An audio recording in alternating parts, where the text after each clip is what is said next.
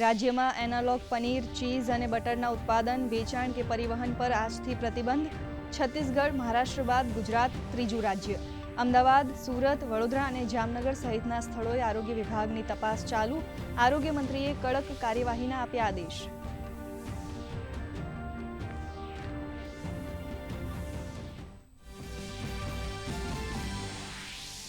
માદક પદાર્થોના નેટવર્કને જડમૂળથી નાબૂદ કરવા પૂર્વ કચ્છ પોલીસની કડક કાર્યવાહી.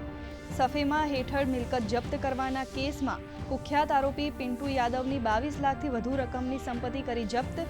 હવે ડ્રગ્સ માફિયાઓની માત્ર ધરપકડ નહીં, કાળી કમાણી સામે આક્રમક કાર્યવાહી.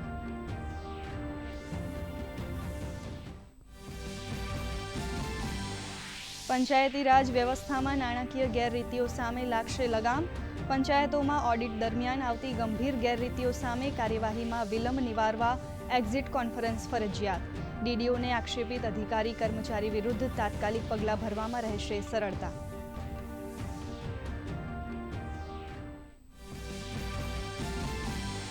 ગાંધીનગરના મહાત્મા મંદિર ખાતે આજથી ટ્રાવેલ એન્ડ ટુરિઝમ ફેરનો પ્રારંભ.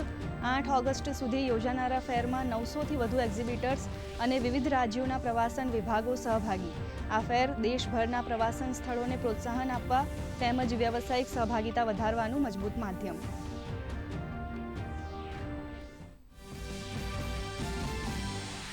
વિપક્ષના હોબાળાને પગલે 14મા દિવસે પણ લોકસભા પ્રશ્નકાળ શૂન્યકાળથી રહી વંચિત. કામગીરીમાં વિક્ષેપને પગલે લોકસભાની કામગીરી આવતીકાલ સુધી મુલતવી. તો રાજ્યસભામાં વિનિયોગ વિધેયક પર ચર્ચા દરમિયાન નાણામંત્રી નિર્મલા સીતારમણે આપ્યો જવાબ.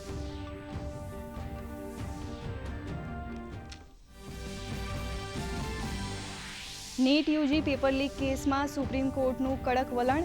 19 ઓગસ્ટે થશે વધુ સુનાવણી. સુપ્રીમ કોર્ટે કેન્દ્ર સરકારે દાખલ કરેલ એફિડેવિટ પર અરજદારો પાસેથી માંગ્યો જવાબ.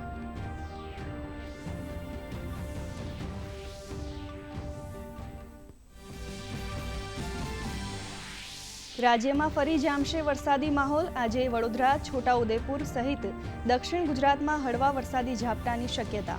તો આગામી 48 કલાક બાદ સાબરકાંઠા અને અરવલ્લીમાં ભારે વરસાદનું યલો એલર્ટ જાહેર. 9 ઓગસ્ટે સમગ્ર ઉત્તર ગુજરાતમાં ભારે વરસાદની વકી.